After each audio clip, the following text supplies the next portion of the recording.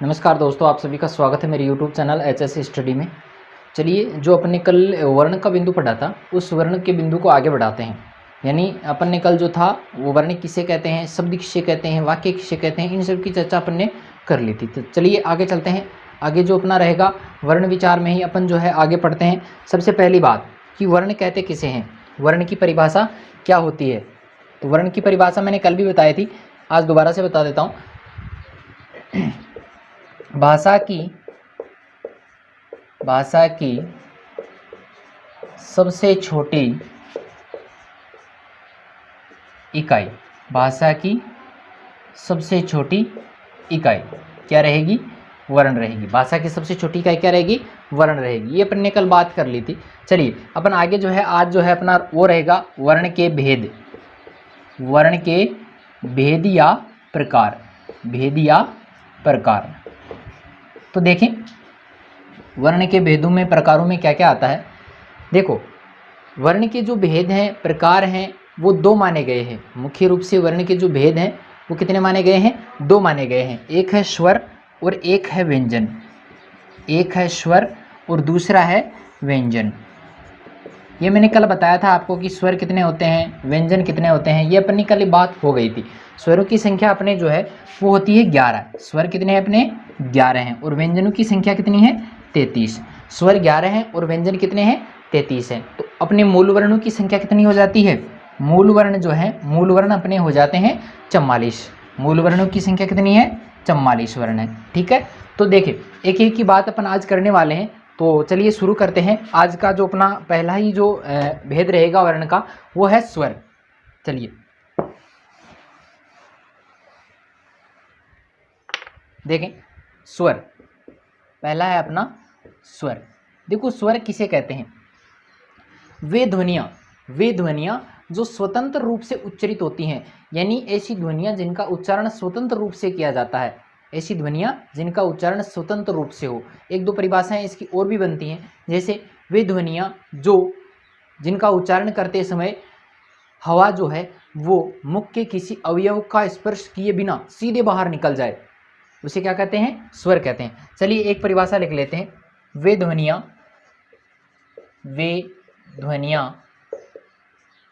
जिनके उच्चारण में जिनका उच्चारण स्वतंत्र रूप से होता है, स्वतंत्र रूप से होता है।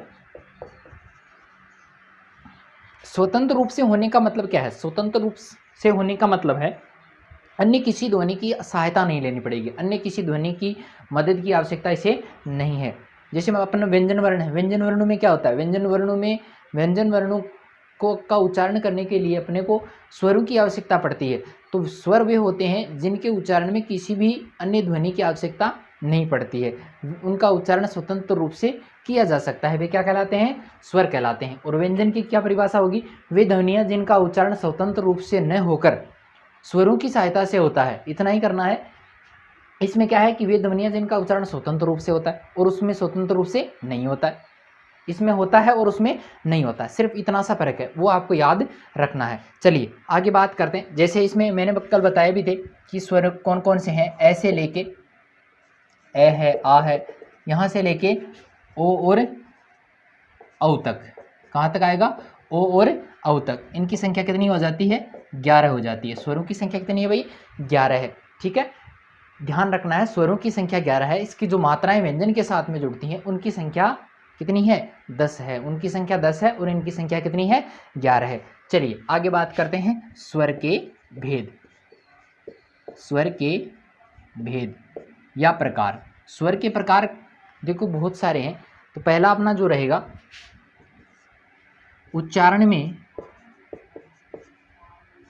में देखो अलग अलग आधारों पर इनके अलग अलग भेद दिए गए हैं। सबसे पहला जो अपना आधार रहेगा, उच्चारण में लगने वाले समय के आधार पर ये देखो अलग अलग आधार हैं, 4-5 अपन आधार पढ़ेंगे, उन्हीं आधारों पर स्वरों के भेद हैं, अलग अलग हैं। तो पहला जो रहेगा उच्चारण में लगने वाले समय के आधार पर। तो पहला जो अपना रहेगा उच्चारण में जो समय लगेगा, मान लो किसी ध्वनि का उच्चारण करते समय कम समय लगता है, किसी का उच्चारण करते समय बहुत ज़्यादा समय लगता है, और कोई कोई सी तो ऐसी ध्वनियाँ हैं जिनका उच्चारण करते समय बहुत ज़्यादा समय लगता है। तो उस समय के आधार पर इसको बांटा गया है कितने भागों में? 3 भागों में। तो सबसे पहला अपना जो रहेगा वो रहेगा ऋश्व स्वर। ऋश्व स्वर, इसका एक अन्य नाम भी है, वो है मूल स्वर। देखो प्रश्न ऐसा भी आ सकता है कि ऋश्व स्वर कौन सा है कौन सा नहीं है, ऑप्शन में दे देगा कि ये है या नहीं है। और मूल स्वर भी आपसे पूछ सकता है कि मूल स्वरों की संख्या कितनी है, संख्या भी पूछ सकता है, और उसमें आपको मूल स्वर या ऋश्व स्वर देकर भी पूछ सकता है कि इसमें कौन सा है या कौन सा नहीं है। तो इस प्रकार के प्रश्न जो है वो परीक्षा में इससे बन सकते हैं। चलिए, ऋश्व स्वर किसे कहते हैं? तो ऋश्व स्वर वे होते हैं जिनके उच्चारण में कम समय लगे, यानी कम से कम समय जिनके उच्चारण में लगे, वे क्या कहलाते हैं? ऋश्व स्वर या मूल स्वर। देखो ये कौन कौन से हैं? ऋश्व स्वर जो है वो 4 हैं अपने, एक तो है ए, एक है ई, उ और री। ठीक है, ए ई उ री, ये जो 4 स्वर हैं इनको मूल स्वर भी माना जाता है, और इसके अलावा जो है ये ऋश्व स्वर भी कहलाते हैं। ऋश्व का मतलब होता है छोटा, ऋश्व का मतलब क्या होता है? छोटा, यानी ये क्या है? अपने मूल रूप में है, स्वतंत्र हैं, ये बिल्कुल स्वतंत्र हैं, ये किसी के जोड़ से नहीं बने हैं, ना किसी के योग से ये बने हैं, इसलिए इनको क्या कहते हैं? ऋश्व स्वर या मूल स्वर भी कहते हैं। चलिए, दूसरा है अपना दीर्घ स्वर। दीर्घ स्वर, इनका एक अन्य नाम भी है, वो है संधि स्वर। दीर्घ स्वर कह दो चाहे संधि स्वर कह दो, दीर्घ स्वर कह दो चाहे संधि स्वर कह दो। इनमें होता क्या है कि जो ऋश्व स्वर हैं उनसे दुगुना समय लगता है, यानी इनमें जितना समय लग रहा था उससे ज़्यादा समय लगेगा। जैसे इसमें मैं लिख देता हूँ अधिक समय, अधिक समय। ठीक है, तो यहाँ पर देखो, अब मैं बोल के देख लेना, आप खुद बोल के देख लेना। एक तो आप ए बोलो और एक आ बोलो, बराबर समय लगता है? नहीं, बिल्कुल नहीं लगता, बराबर समय बिल्कुल भी नहीं लगता, इससे डबल लगता है, इससे दुगुना समय इस ए को आ में बोलने में लगता है। ठीक है, आ जाएगा, बड़ी ई आ जाएगी, बड़ा ऊ आ जाएगा, बड़ा ऊ आ जाएगा, ए आ जाएगा, आई आ जाएगा, ओ है और औ। देखो इनको अपन ने दीर्घ स्वर कहा क्योंकि इसमें क्या लग रहा है? समय अधिक लग रहा है। किससे? ऋश्व स्वर से। ऋश्व स्वर से अधिक समय किस में लग रहा है? दीर्घ स्वर में। देखो ए में कम समय, बिल्कुल कम समय लगता है। ए बोला, एक बोला आ, तो ज़्यादा समय लगा कि नहीं लगा? इससे तो दुगुना लगा, क्योंकि देखो ये जो आ है वो ए और ए से मिलकर बना है। इन सब की चर्चा अपन जब करेंगे आगे बिल्कुल करेंगे, इन एक एक को बताएंगे कि कौन सा वर्ण जो है वो किन किन से मिलकर बना है। इन सब की चर्चा मैं अभी करने वाला हूँ आगे। ठीक है, तो ये जो है ये सारे के सारे क्या है? संधि स्वर। संधि स्वर क्यों कहते हैं इनको? क्योंकि ये जो है दो या दो से अधिक वर्णों की, यानी दो वर्णों के योग से, आप इतना समझ लो कि दो वर्णों के योग से ये बने हैं, सारे के सारे दो वर्णों के योग से बने। और दो वर्णों का जहाँ पर योग हो जाता है वहाँ पर क्या हो जाती है? संधि हो जाती है। दो वर्ण जहाँ पर मिल जाते हैं वहाँ पर क्या हो जाती है? संधि हो जाती है। इसलिए इनको क्या कहते हैं? संधि स्वर भी कहते हैं। समय अधिक लग रहा है इसलिए दीर्घ स्वर भी हो गए। ठीक है, चलिए आगे बात करते हैं। अगला है अपना नंबर 3, प्लुत स्वर। प्लुत स्वर ये बहुत कम मात्रा में अपने काम में आते हैं। देखो इसका ध्यान ये रखना है कि ऋश्व स्वर से, ऋश्व जिनके उच्चारण में ऋश्व स्वर से 3 गुना ज़्यादा समय लगे। कितना गुना लगे? 3 गुना ज़्यादा समय लगे। और 3 गुना समय देखो किस में लगेगा? उदाहरण दे देता हूँ, यहाँ पे लिख देता हूँ 3 गुना समय। 3 गुना समय कितना लगेगा भाई? 3 गुना समय ज़्यादा लगेगा। अब 3 गुना कौन सा है? देखो उदाहरण देते हैं इसका। जैसे मैंने लिखा ओम, मैंने क्या लिखा? ओम। तो अपन देखो यहाँ पे इस 3 लिखने का मतलब क्या है? यहाँ पर ये 3 लिखने का मतलब क्या है कि ओ का उच्चारण आपको 3 बार तक जाना है, 3 बार तक करना है। यानी जितनी बार ओ 3 बार बोलो उतना उच्चारण तक आपको यहाँ तक जाना है। तो इसे क्या कहेंगे? इसे कहेंगे अपन प्लुत स्वर। यानी ऐसी ध्वनियाँ जिनके उच्चारण में ऋश्व स्वरों से 3 गुना ज़्यादा समय लगे, 3 गुना ज़्यादा समय लगे, उसे क्या कहते हैं? प्लुत स्वर कहते हैं। समझ में आया होगा मेरे ख्याल से। देखो एक एक चीज़ है, शुरुआत यहीं से है, और ये प्रश्न परीक्षा में बहुत बार पूछा गया है, एक बार नहीं बहुत बार पूछा गया है। हर परीक्षा में इससे संबंधित प्रश्न आता है। और सबसे मोस्ट इंपॉर्टेंट जो है उच्चारण में लगने वाले समय के आधार पर ही ये रहता है। सबसे इंपॉर्टेंट बिंदु जो रहेगा वो उच्चारण में लगने वाले समय के आधार पर स्वरों का भेद रहता है। तो इसमें देखो दोबारा से एक बार फटाफट समझा देता हूँ। ह्रस्व स्वर या मूल स्वर कम समय लगता है। कौन कौन से हैं? ए, ई, उ, री। ये चार आपको दिमाग में बैठा लेने हैं। चार ही हैं, मूल स्वर हैं, ह्रस्व स्वर हैं, और बाकी जितने बच गए वो सारे के सारे किस में आ जाएंगे? दीर्घ या संधि स्वर में। ठीक है, प्लुत वाले में ज़्यादा ध्यान में नहीं रखना। प्लुत वाला का एक तीन ध्यान में रखना है कि जिस कोई भी स्वर है उसके आगे अगर तीन लगा दिया जाए, जैसे ये तीन लगाया हुआ है, ओम लिखा हुआ है ना, तो ओ का उच्चारण कितनी बार करेंगे? 3 बार करेंगे। कितना समय लगेगा? 3 गुना समय लगेगा। ठीक है, समझ में आया होगा। चलिए मैं इसको मिटा देता हूँ, आगे चलते हैं।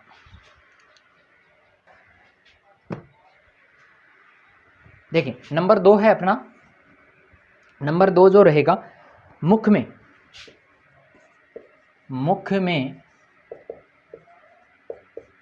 जिह्वा की, मुख में जिह्वा की स्थिति के आधार पर,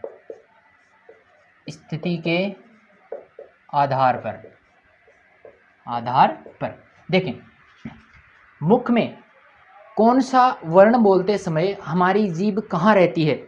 आगे रहती है, बीच में रहती है, या पीछे रहती है? तो इन सब का जो अपन विभाजन करेंगे, जो भेद इसके बताएंगे, वो कहलाएंगे मुख में जिह्वा की स्थिति। जिह्वा कहते हैं जीभ को। जिह्वा किसको कहते हैं? जीभ को कहते हैं। मुख में मान लो, जैसे मान लो आप ए बोलते हो, तो आपकी जीभ कहाँ रहती है? आगे आगे वाले भाग में रहती है या पीछे पीछे रहती है? तो वो कहलाएगी स्थिति की। वो क्या कहलाएगी? जीभ की स्थिति कहलाएगी। तो जिह्वा की स्थिति के आधार पर भी जो अपने स्वर हैं उनको 3 भागों में बांटा गया है। कितने भागों में बांटा गया है? 3 भागों में। देखें, एक है अग्रस्वर, दूसरा है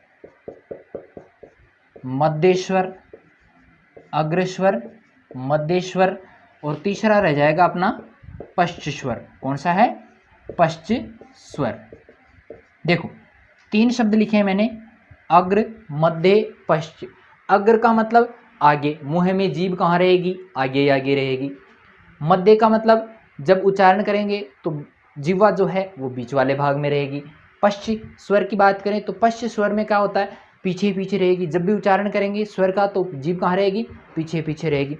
तो यहाँ पर मैं लिख देता हूँ, अग्रस्वर उच्चारण के समय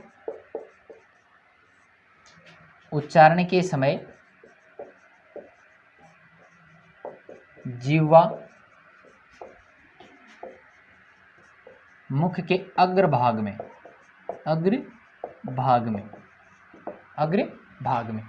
उच्चारण के समय जीभ जो रहेगी मुख के अग्र भाग में रहेगी। देखो कौन कौन से आएंगे इसमें देखो आएंगे, एक तो आ जाएगा ई।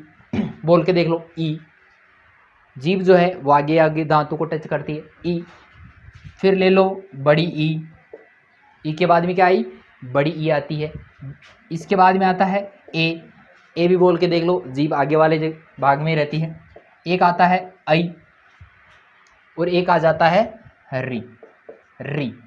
ठीक है, देखें इनका मैं थोड़ा सा बता देता हूँ। ए, आई, ओ, औ जो है किस किस से बने हैं। चलिए देखिए, ए जो है, ए स्वर जो बना है वो बना है ए प्लस ई से। किससे बना है? ए प्लस ई से बना है। आई जो है,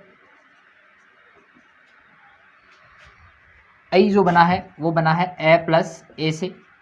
ठीक है, इसका ध्यान में नहीं रखना ज़्यादा। ओ जो है, ओ बना है ए धन ऊ से। छोटे बड़े से कोई फर्क नहीं पड़ेगा, यहाँ पर भी आ भी आ सकता है, बड़ी ई भी आ सकती है, इससे कोई फर्क नहीं पड़ेगा, लेकिन इस प्रकार के वर्ण आपके आने वाले हैं। ठीक है, औ जो आएगा उसमें क्या होगा? ए प्लस ओ। ठीक है, तो यहाँ पर देखो, यहाँ पर मैंने बात की है ई। याद तो कितने रखने हैं? 3 रखने हैं, ई और री। एक तो री याद रखना है और एक ई याद रखना है। अब देखो इसमें ई आएगा या नहीं आएगा? बिल्कुल आएगा। देखो यहाँ पर भी आया हुआ है, इस ए में भी क्या आया हुआ है?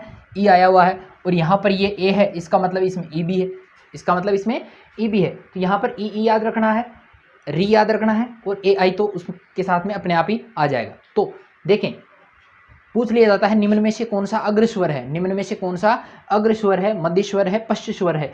इसमें आपको ये 5 जो है, 5 वर्ण जो है, 5 स्वर जो हैं वो आपको याद करने हैं, ई, ए, आई और री। ठीक है, इतनी बातें समझ में आई होंगी।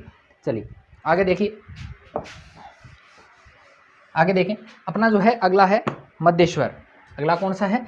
मध्य स्वर। अब देखो मध्य स्वर में क्या है, यानी इसमें देखो क्या करना है, थोड़ा सा ही हेराफेरी करनी है इसमें। उच्चारण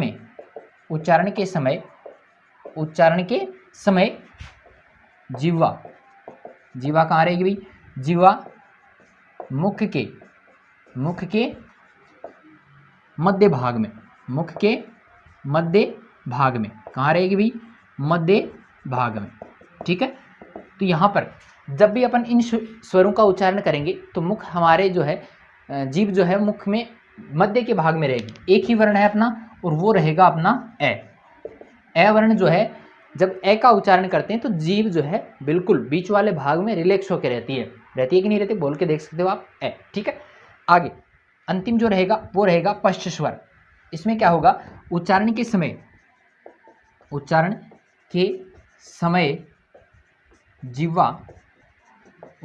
समय जिह्वा मुख के पीछे वाले भाग में, कहाँ रहेगी भी, मुख में बिल्कुल पीछे रहेगी, यानी गले के पास में रहेगी। देखो तो ज़्यादा पीछे नहीं कि गले के अंदर ही चले जाए, नहीं, बिल्कुल नहीं, थोड़ा सा पीछे दबाएगी।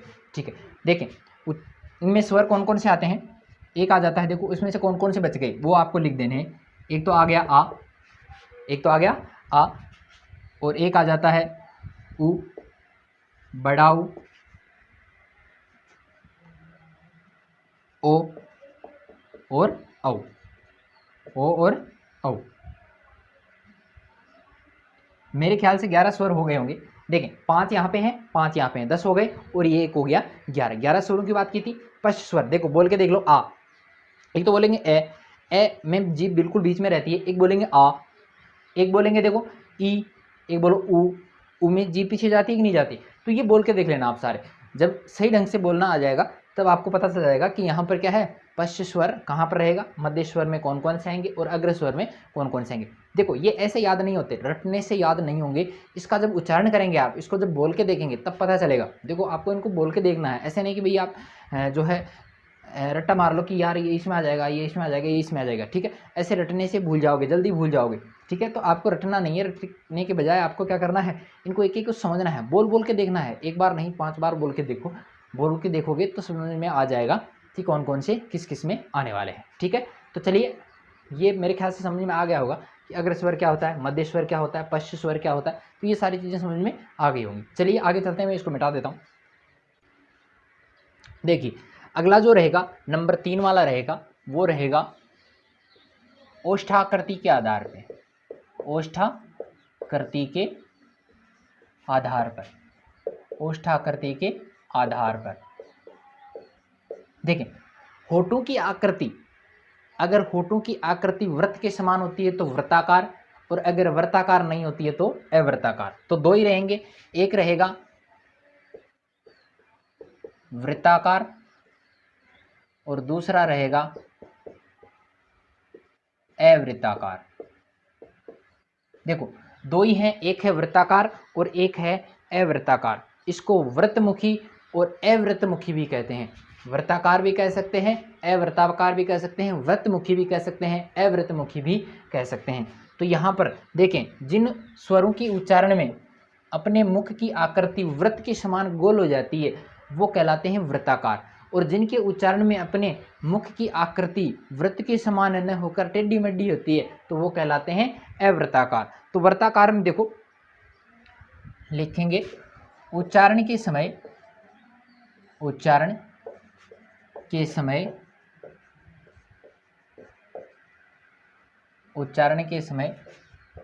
होठों की आकृति वृत्त के समान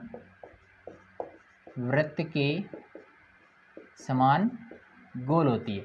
वृत्त के समान कैसी होगी, गोल होगी, वो कहलाएगा वृत्ताकार। और अवृत्ताकार में क्या होगा, इसका उल्टा कर देना, उच्चारण के समय होठों की आकृति वृत्त के समान नहीं होना, उच्चारण के समय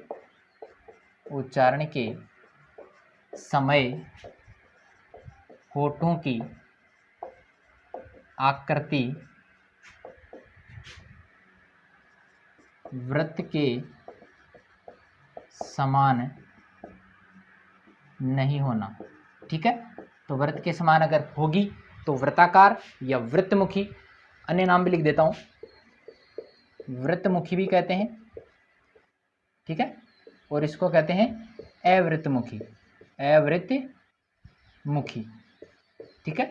दोनों नाम याद कर सकते हो, वृत्ताकार लिख दो चाहे वृत्तमुखी लिख दो, अवृत्ताकार लिख दो चाहे अवृत्तमुखी। वृत्ताकार में उच्चारण के समय होठों की आकृति कैसी होनी चाहिए? वृत्त के समान होनी चाहिए, और अवृत्ताकार में उच्चारण के समय होठों की आकृति जो है वो वृत्त के समान नहीं होनी चाहिए। चलिए देखिए, यहां पर देखो,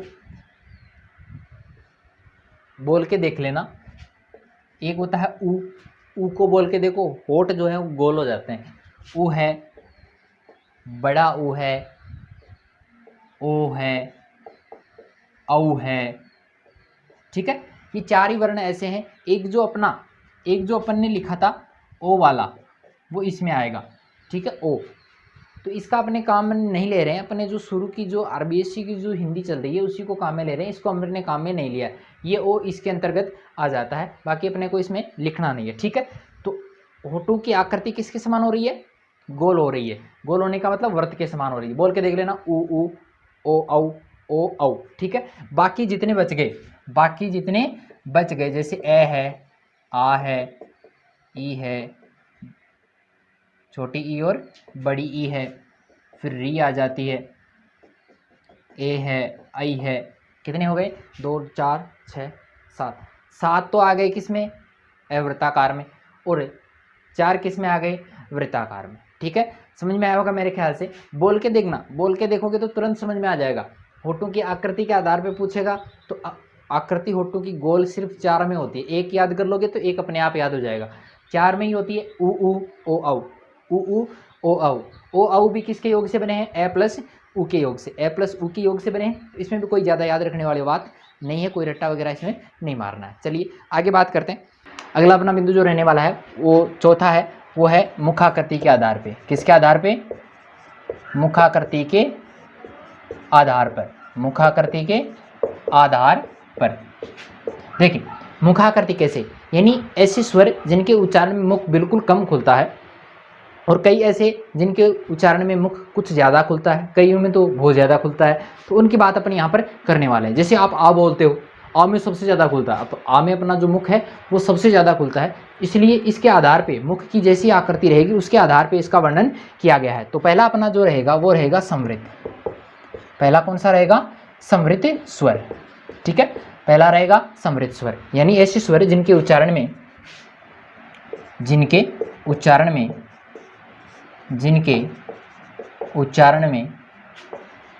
मुख सबसे कम खुलता है, सबसे कम खुलता है, जिनके उच्चारण में मुख सबसे कम खुले वो कहलाता है समृद्ध स्वर। वो कौन कौन से हैं देखो, एक है अपने ई, एक है बड़ी ई, एक है ऊ और एक बड़ा ऊ। ये 4 ही ऐसे स्वर हैं जिनके उच्चारण में मुख बिल्कुल न के बराबर खुलता है। जैसे बोल के देख लो, ई ऊ, ठीक है। अगला जो रहेगा अपना वो रहेगा अर्ध समृद्ध। कौन सा रहेगा? अर्ध समृद्ध स्वर, अर्ध समृद्ध स्वर, यानी ऐसे स्वर जिनके उच्चारण में मुख जो है, जिनके उच्चारण में मुख समृद्ध से कुछ ज़्यादा खुले, मुख समृद्ध